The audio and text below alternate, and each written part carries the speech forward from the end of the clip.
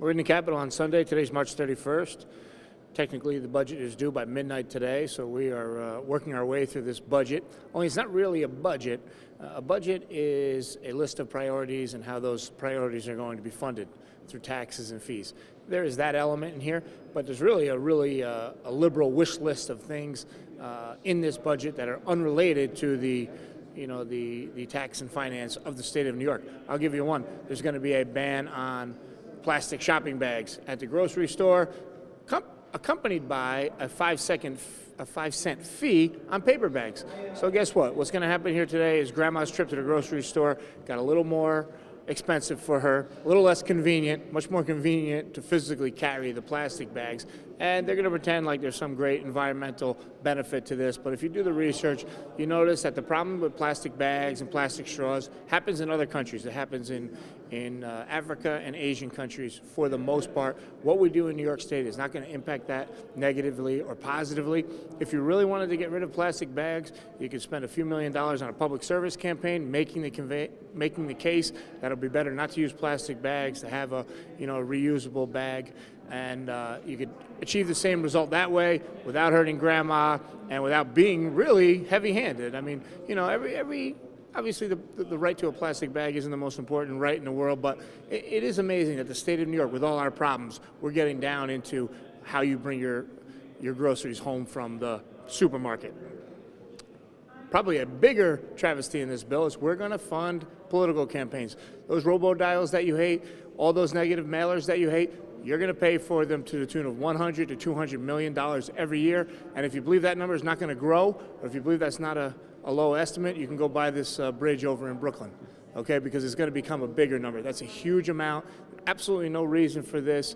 You can raise money as an upstart candidate. We've seen upstart candidates win all over the place in New York State, at the Assembly, Senate, congressional level. We saw an upstart candidate win the presidency without relying on the big corporate donors also. So that's just another grab at the taxpayers' pocket that's part of this budget because it's been on the liberal wish list for years.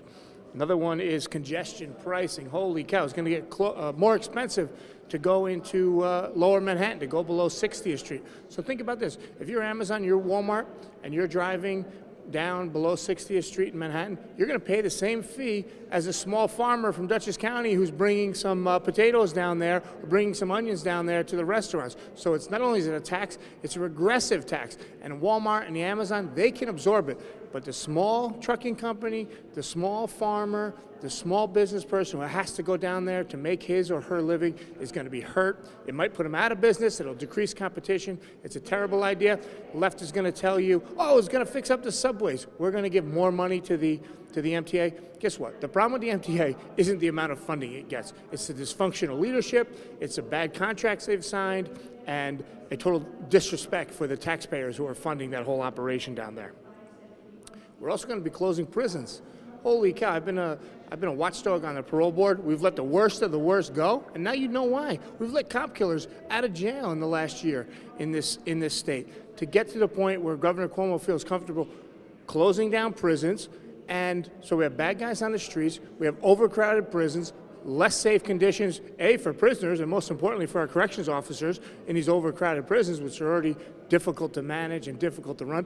And the big savings, $35 million. I'm not going to scoff at $35 million tax dollars ever, but in a $175.5 billion budget, that's small potatoes for making our streets less safe, for letting these cop killers out of jail. So Governor Cuomo can take a victory lap as a great liberal who ended so-called mass incarceration. Very dangerous to our communities, very dangerous to the people who work in our prisons. And here's one of the things that really gets me about this budget. We're cutting corners here. We cut money to library, infrastructure, and other things, standard things that the state pays for. But guess what we extended for another 2 years? $420 million for Hollywood filmmakers.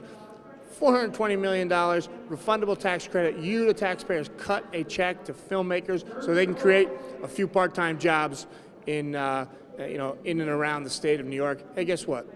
What's the opportunity cost of that? Could we take that and use it for across-the-board tax relief and create more jobs, better jobs, permanent jobs, full-time, year-round jobs? We absolutely could. We could fix a lot of problems with that, but Hollywood is big. Hollywood has a lot of clout here. They're big donors to Governor Cuomo and others in this town, and they're going to get their $420 million, and the rest of New Yorkers, with that provision of this budget, and many others, are going to get squeezed and squeezed and squeezed, and it's not stopping.